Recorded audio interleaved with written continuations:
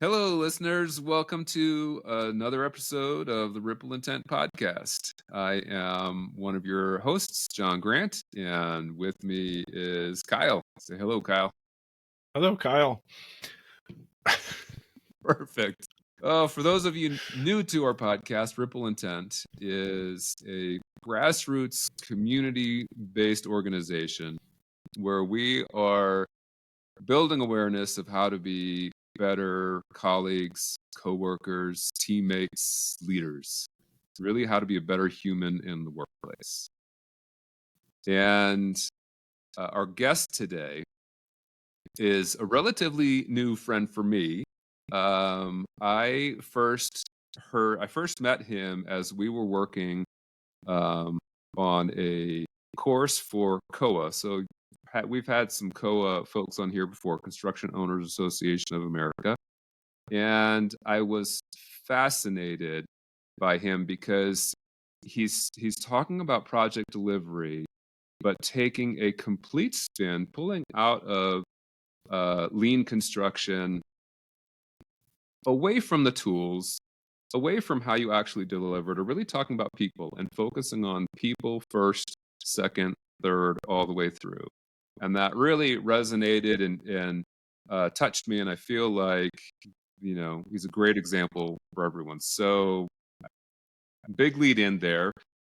Jeff Bonk, please introduce yourself for our listeners. All right. Great. Thank you, Kyle and John, for asking me to do this. I really appreciate it. I'm Jeff Bonk. I'm a project leader for planning, design, and construction at Michigan State University. I get the pleasure of leading people in delivery of major capital projects across campus here. Yeah, Jeff, thank you for being here. Super excited to have you. So one of the things I'm fascinated by, and if you could maybe just kind of help share, you've had so many hats in the industry, and you and I have talked about how that's really kind of helped, build empathy for you. Can you just take us through, how did you get to where you are today?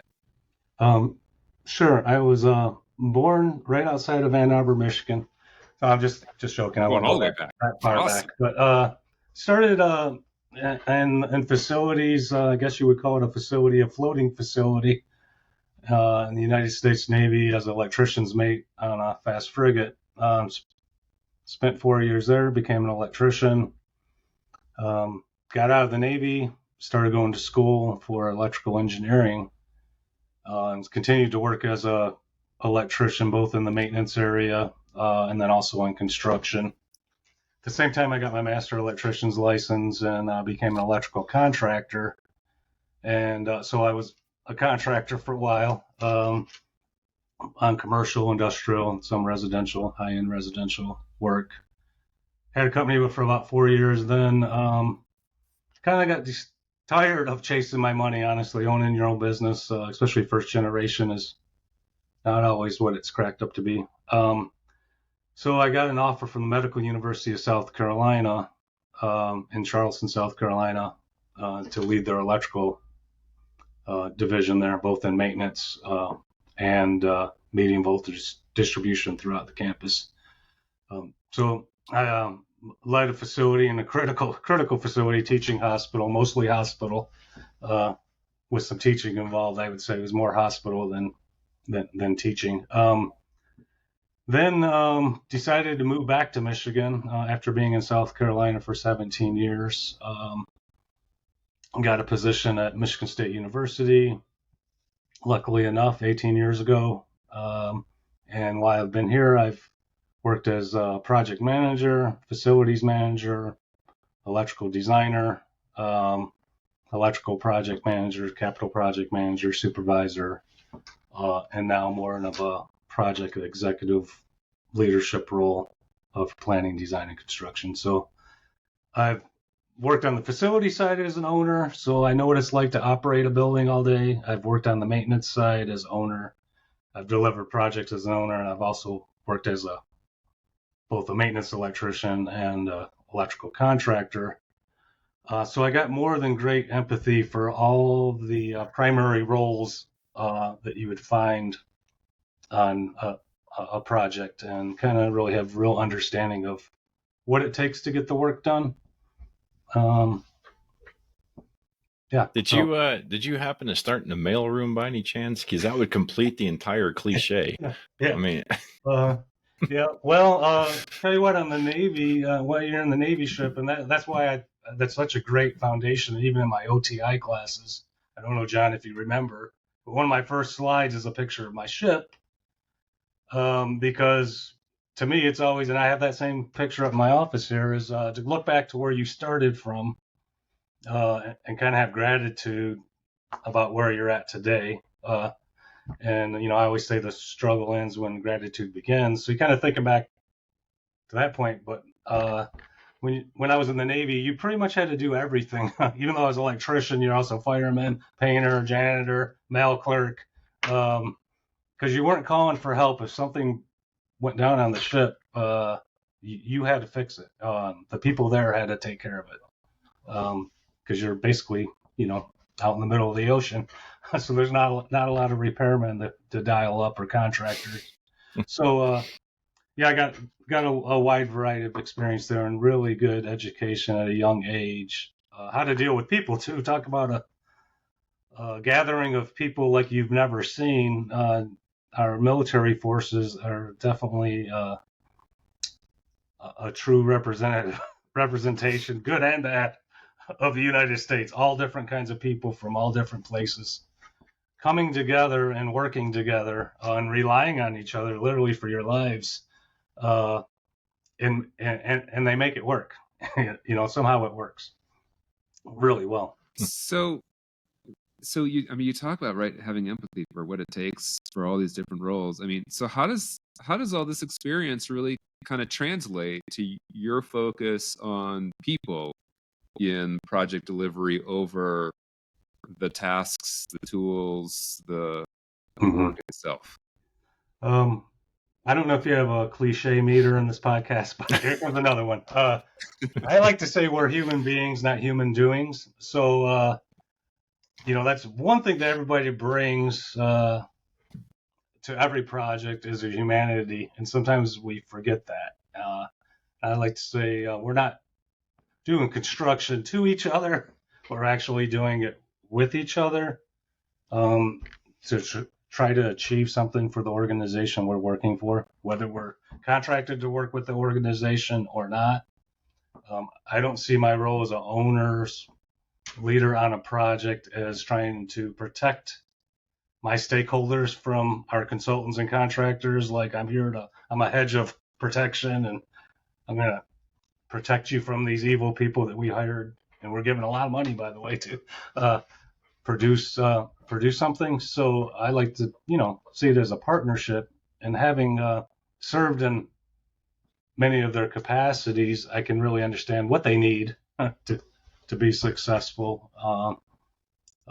As a contractor, what I would do with the design drawings from another designer with the red pen back in the day, we actually had plans, and mark it up from day one. Like, we're not doing that. We're doing this. This is just typical design, and trying to avoid that, like, let's design it right from the beginning that can be maintained.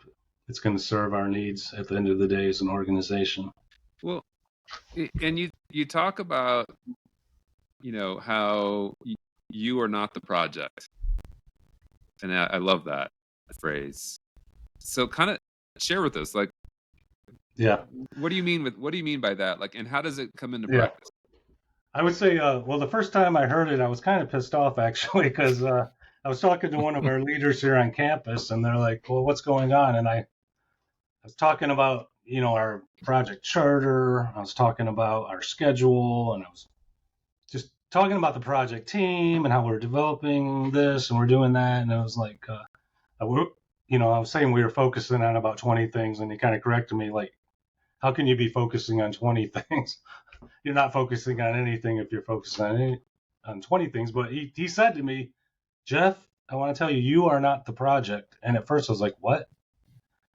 He goes, you are not the project.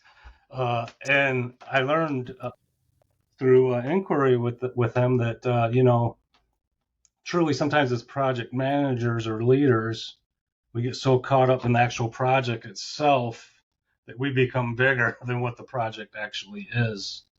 So many times our organizations, like say we're building a building, which is very important, but because the built environment does create the culture and can impact culture for sure and behaviors. And it's super important for an organization if you're responsible for building the environment in which people are going to work and live and go to every day for many hours a day.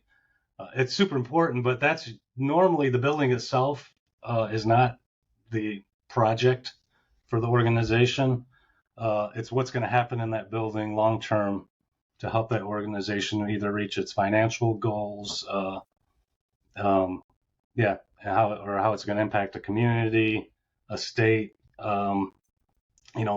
That's the project. The building just happens to be a piece of that. But sometimes as construction and design professionals, we get so caught up in ourselves and what this building we're building, it actually becomes more important than the actual project, which is the intended outcomes to our organizations. And sometimes there is a real big disconnect. Another example of this is when you're looking at KPI for an organization and how does that connect to the work we do as design professionals. Because MSU is not the University of Maintenance or the University of Design and Construction, right? The Michigan State University, and they're here for teaching and research and impacting the world and helping Spartans change the world. But what does that mean to me as a design professional in construction? And what's important for leadership, a leader, is to tie your organizational KPIs into the work you're doing and how you're impacting that. And that's not easy to do. I'll say that. It's easy to say, but not easy to do. So that's what I mean by you are not the project. The project is the intended outcome for the organization or your stakeholders. So what's the experience been like then? So I assume you have to have a little redirection with, vendors and contractors, right? How do you manage those behaviors? Not the engineers, though, right? They get it from the get-go. No, those are totally fine. And especially the electrical. Especially the electrical are the engineers. easiest. Yeah. Absolutely. The electrical engineers usually get it right away. The others that we have to worry about. Sometimes they don't get it, and you do have to remind them of the big picture. But going back to the lean OTI course, that's where we met John. Documenting some of those conditions of satisfaction sometimes is a very high level, easy way to remind people, both visibly on a project or through meetings. Let's go back to our conditions of satisfaction. Why are we doing this? And for instance, I was recently on a project and we're looking at VE items, although I don't like value engineering as a term, but we're very early in the project. The design basically just finished programming in the basis of design, and one of the conditions of satisfaction was that was suggested was we're going to look at innovative ways to reduce costs and still maintain the design. And I was like, no, we're going to still maintain our program. Our program is what we're here for. We're trying to deliver an academic program for several colleges on campus. That's what we're not going to impact or minimize impact to that through cost savings, not necessarily the design. The design is only there to support. So I don't know. It sounds easy to say, Jeff. I mean, in practice, yeah. How does this go? Well, I don't know if y'all are familiar with Patrick Lencioni, and I'm probably saying his name wrong because depending on what part of the country you're from, but he had several good books, and he writes them as fables, business fables. So Getting Naked, which is not as exciting as it sounds, Customer Service, or Five Temptations of a CEO, or other temptation books, Five Dysfunctions of a Team. They're really good books, by the way, and they've been out for a while. So I'm not breaking any new news here or anything, but I think it was in this Getting Naked book around customer service, was telling the truth in kind. And when you read that or you hear that, it's really about telling not only your stakeholders but your contractors and consultants the truth in kind. It's like sharing bad news, but in a way that makes them feel almost good about it. Or softly, rather than I'm going to beat them over the head with the electrical, the code book, the NEC or ASHRAE, or some lofty architectural sustainability thing, like this is why you have to do that. But telling the truth in kind is very important. And there's a way, if you're a project leader, not a project manager, over time you'll develop ways and tools to be able to respect people, still have respect for people, but tell them the truth in kind up front. Don't bury it. So there is a little bit of an art to it, I guess. So hang on. So let's go back and dig into that. So you talk about, you mentioned project leader, not project manager. So we're all real familiar, those of us who do construction projects. There's, you have a project manager, like there are actually a bunch of project managers on any given project, right? Each organization that you bring to the table usually has their own. And then from the owner standpoint, there's sort of a project manager that's kind of guiding the entire project delivery team. So what do you mean, what's a project leader now compared to a project manager? Well, I'm sure you've seen those lists before of the difference between a leader and a manager, and you just apply it to your projects. But some examples to me would be, a manager's basically has a list of tasks and is ensuring that those tasks are happening in some way, shape, or form. Not necessarily, maybe sometimes thinking about results, but a leader is, recognizing that you have a group of strangers that come together on every project, even if you know them. I think Hal McComber, who's a big lean expert, this is one of the things I did like about Hal that he brought up, was that, we come together as strangers on every project. And every project is completely different, even though you may have done a project like that. And a leader will pull that team together and figure out what each other's strengths and weaknesses are, and develop a project plan around those for each individual. A leader is a good communicator. A leader is a little bit less involved with list management versus risk management. My organization would like me to continually be looking at risk. Now, I also have the list, like the charter and the schedule and the weekly meeting minutes and all that. Those are all important. I'm not saying we shouldn't do those things. But really, a true project leader is continually trying to assess risk for the organization, either financial, risk of the project program, the project schedule, and scope. That either we're going to create ourselves by not being able to respond or answer questions quickly enough, or make decisions quickly enough. But I find most project managers are so focused on their list and the million templates that they're filling out weekly. We got to be careful as leaders for organizations what we give staff members. Like, are they actually adding value, or just something you always did in your organization? Like, you got a project manual that's 5,000 pages long, and after you fill it out, it's stagnant and you never touch it again. But it's something that you always did because you have to do that. So really, it's about risk management versus list management. That's a good example. Showing respect for the whole, respect for all individuals on the project. I often say you got to honor the gatekeepers. So the operational coordinators, the accountants, the people that are doing the hard work behind the scenes, behind the big design meetings. They're the gatekeepers. They're the ones that you really got to honor, the gatekeepers, if you want to keep your project moving along. Show them respect. Don't walk right past them on your way to an executive leader. That can make or break you when you need them down the line to help you with something or help move something through. if you haven't honored them throughout a project, you're going to find out they can make life really hard for you. Well, that translates to what we were talking about earlier, and that's the behavioral piece. So you just articulated specifically what a project leader can do from a behavior standpoint to actually come across as a project leader as opposed to a project manager. Yeah.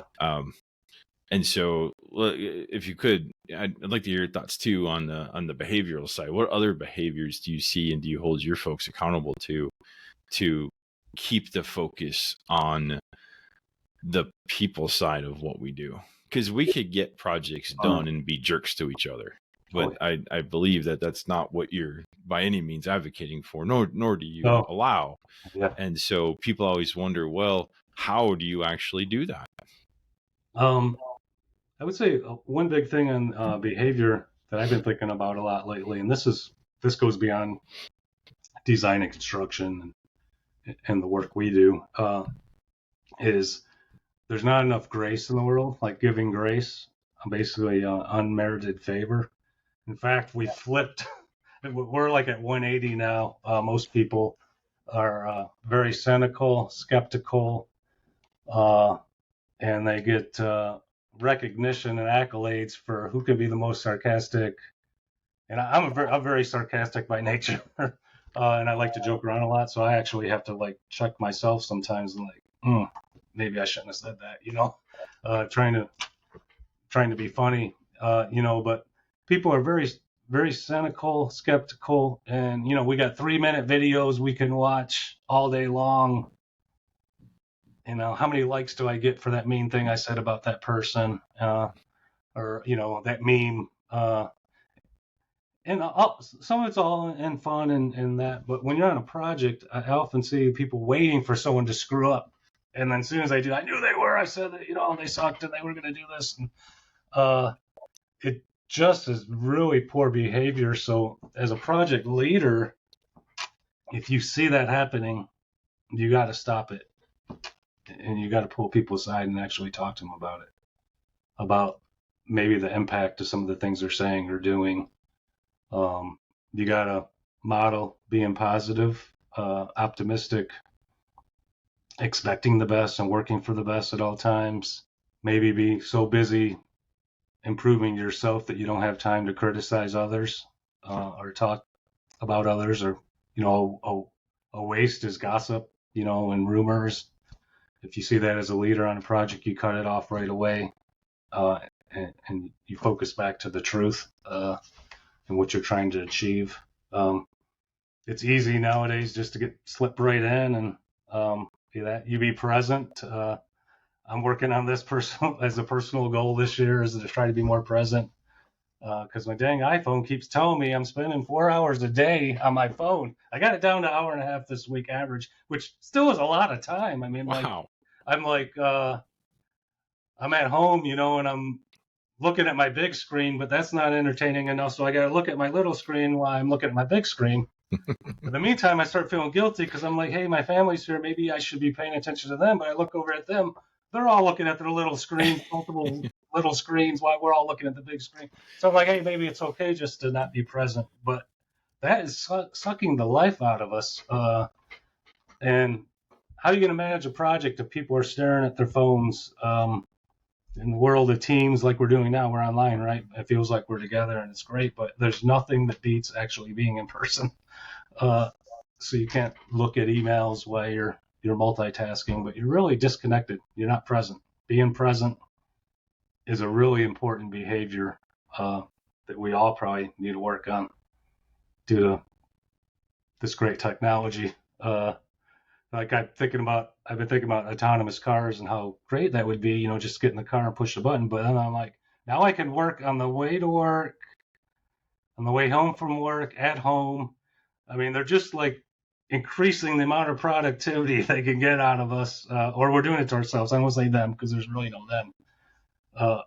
They're just creating a way that we can be continually productive from the time we wake up to the time we go to sleep.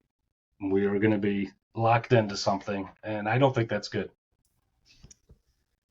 I don't think that's good. You can't be in two worlds at once, the virtual and the real world at the same time. So that's that's something that we see a lot of on any meeting. It doesn't even matter if it's in the Capitol world or any meeting, but people come in, they sit down, and the first thing to do is you pull out the phone or they open up the laptop. Yeah. And it's almost become an acceptable norm. I know it's terrible. I'll say in the beginning of the meeting, I can assure you will not need your laptop or your cell phone for this meeting. So shut them down. Shut them down. I'll even hand out paper and pens if you want to take notes.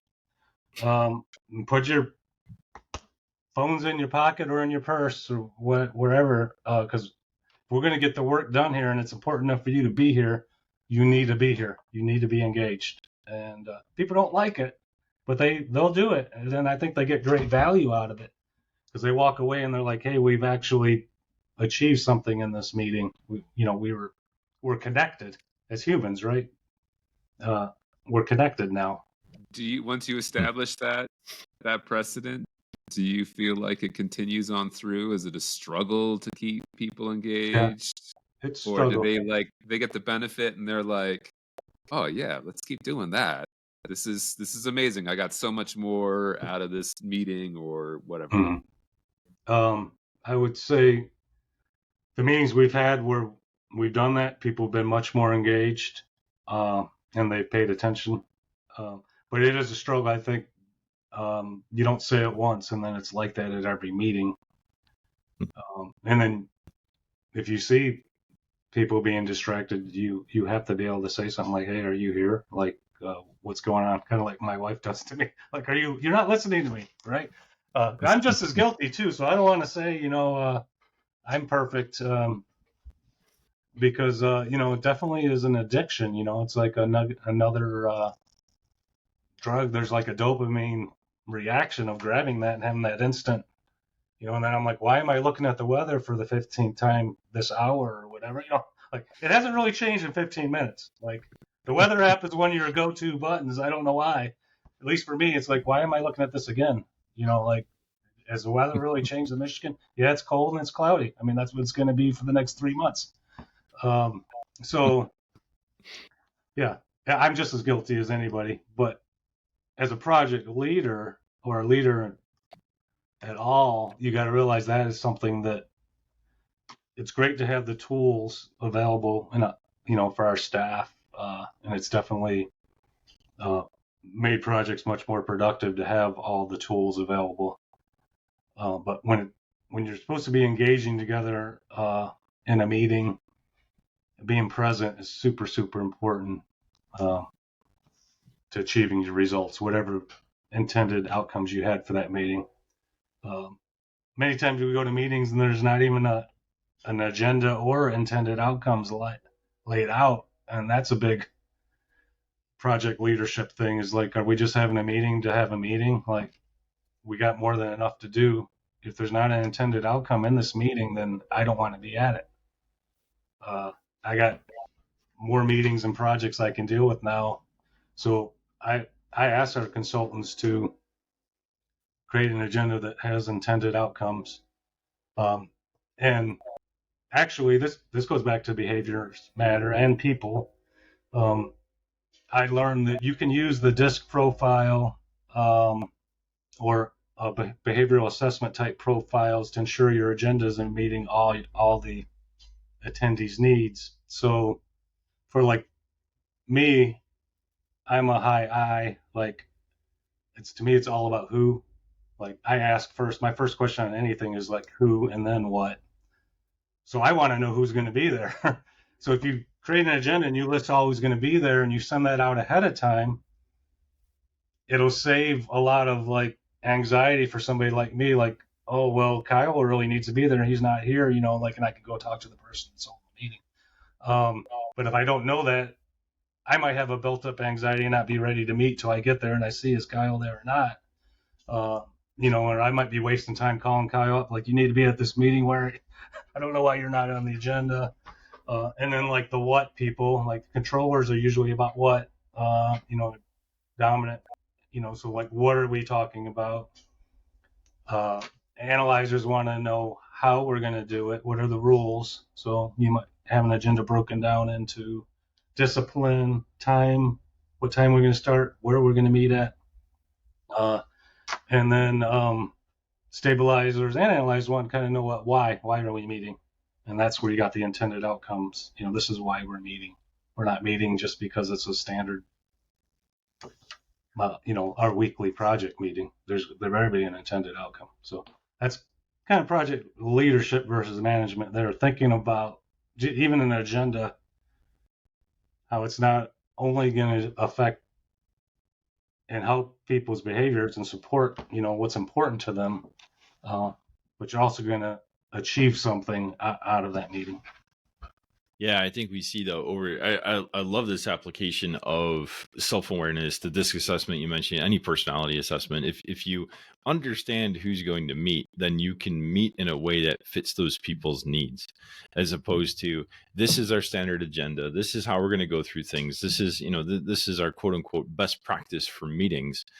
You're going to get lucky half the time because it'll work, and then the other half of the time you're going to have different people in there, and it's like, this doesn't really work for me. And so I love that encouragement. You're meeting people, I would say where they're at, but you're leading them where they're at and recognizing what they're bringing to the table and finding a way to work together in a way that is conducive to what they have. Yeah. And that's so against the efficiency mindset, effectiveness. Find what works and keep tweaking it until we get it perfect. And you're saying no, because the people change every time. We need to understand who we are, and then we can figure out how we're going to interact. Yep. I love that. Yep. Like, duh. Why wouldn't everyone do this? Doesn't everybody do that? But, I appreciate it. And I have gone through that whole song and dance with contractors and consultants that are leading meetings for us, as well as this is why it's important that you use this tool to set up our meetings.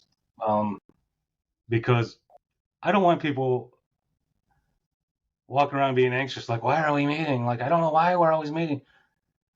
Tell them why we're meeting. So then they can be ready for the meeting, or tell me what are we meeting about?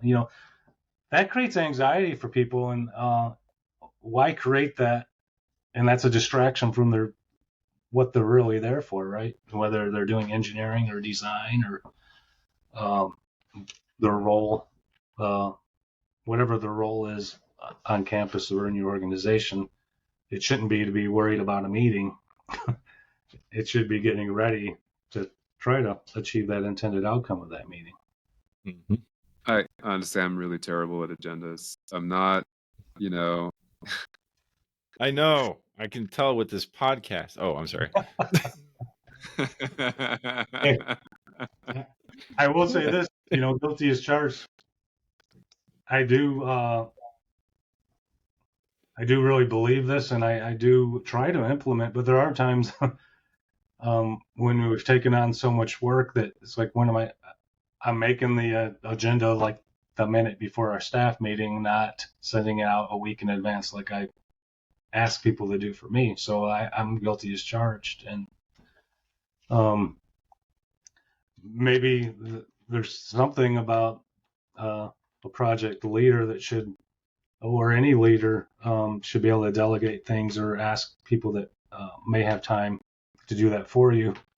But there's a little controller in me as well, and it's like, no, it'd be easier for me just to do it. But if you're not getting it done in time, delegation is another thing. Is like, can you pass down decisions to the lowest responsible level in your organization to allow people to do their work and make decisions, or does everything have to go up to you? Now, I'm not one that everything has to go up to me, but there are those that I know, and I'm sure that you all know, that everything has to go to the peak of the pyramid, every decision, and then when you're working on a project, that can cause a lot of issues, especially when you have multiple projects and this individual is only one that can answer, and with finite amount of time, that can create a lot of problems. Yeah, that's a great point. I mean, you see that in organizations, right? On project teams, kind of all the above, right? If every decision funnels up to a point person, then you're going to suffer from roadblocks. And I see the behavioral change, right, of all the people downstream. Well, like, I can't make that decision. That's so and so's got to make that decision. Just keep Yeah. passing it up, and so you lose a sense of empowerment. You lose the engagement, Mhm. and it just takes longer to get things done. And the Yeah. project becomes about the decision maker, Yeah. right? So all those things funnel through. So we could probably spend a whole podcast talking about that in Yeah. itself. That could be another book, The Illusion of Inclusion. Like we want to feel like we're doing all these things and allowing all this input. And all these people have a voice. But truly, there's a few decision makers that can make the decisions. And I'm not saying that, there are some things that maybe it is most responsible to have like an executive making those decisions. But there's many, many other decisions that probably could be made by somebody a little bit lower in the organization. That are probably more apt, more able, and qualified to make those decisions. That's why they were hired. So. I got a great piece of management advice early on in my career, and that was if you can make everyone equally unhappy, then you've achieved your mission as the leader. Yeah. That was a good one. So did you say I'm more or less unhappy than the guy next to me now? Right. Let's rank our level of unhappiness and make Unhappy. sure we're all equally unhappy. We're all a little bit disappointed. All right, we've achieved. This is when we were going through the whole big. Remember the compromise phase, and we're going to reach consensus. It was consensus on everything. Oh yeah. And it was at that point where people started realizing, consensus is kind of, we all gave up something, and that's how we came to like the lowest common denominator, and that kind of sucks. And people are like, that does. Maybe we should stop striving for consensus. Mm-hmm. And so you're right. We try to move at least in a powerful way to the actual inclusion. But recognizing if that's the environment you got, it's the environment you got. It still doesn't impact the behaviors you're talking about, though. You still can go through all those same things and still feel a part. And even though you might come out feeling like your decision wasn't the decision wasn't the one you wanted as a project team member, you're still going to feel like I actually participated in the conversation and I brought everything forward I could possibly bring because of the way we interacted with each other. Yeah. Just because they didn't decide what I wanted doesn't mean I don't feel like I was a part of it. Yeah. Most people just want to be heard and understood. And that's probably about 90% of the battle. And I know many times I've reached out to, because of my experience being in maintenance and facilities, I find it, easy to talk with tradespeople or, maintenance staff because, I have a shared experience with them. But more importantly, I feel like we need that input to ensure that I need them more than they need me at the end of the day. And they see that respect, and then they do appreciate being asked, for their opinion. You just can't make promises that whatever they say is, going to happen. And then you have to help them understand, make that link between the reality and the tension between budget and design and needs versus wants. But having that shared experience has really helped me to communicate effectively with people across the board. Yeah, for sure. Well, I love this, Jeff. I mean, that's you kind of, in a sort of understated way, breeze through all these different behavioral techniques and things that we can do. And I hope, our listeners, you kind of picked up on all those bits and pieces, not hit rewind and go back and listen again. There's so much good. Like, this is great. I love that you've developed this style that's seems very natural to you, that you can bring sort of from the owner side of the team. But honestly, anybody can bring these things to the table. It takes a little bit of thought, a little bit of mindfulness, and how we go about it to really maintain that respect for the people all the way around the room, and keeping that as the focus of project delivery. So we're about out of time here. I really appreciate you joining us today. It's been a fun conversation, and you're making me rethink a little bit about how present I am in some of the things I'm doing. And I'm gonna go turn my phone off for a little bit after I check the weather. Yeah, after you check the weather. All right. Well, I appreciate both of you, and I really thank you for allowing me to do this, and look forward to hearing the podcast come out. And anytime anybody wants to talk more about this kind of stuff, I love it. So, I'm open. Bonk at msu.edu. Is my email, and anybody feel free to reach out to me if you want to learn more or talk more about this stuff. I love it. Appreciate that. Thanks, Jeff. Thanks for being here. Thank you.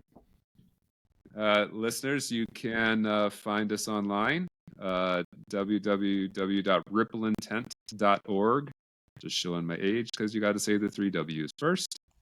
You can find us on LinkedIn, or, as Jeff just shared his email, reach out, continue the conversation with us. Come join us at Ripple Intent events somewhere near you. So thanks for joining us, and we'll see you on the next episode. Thank you.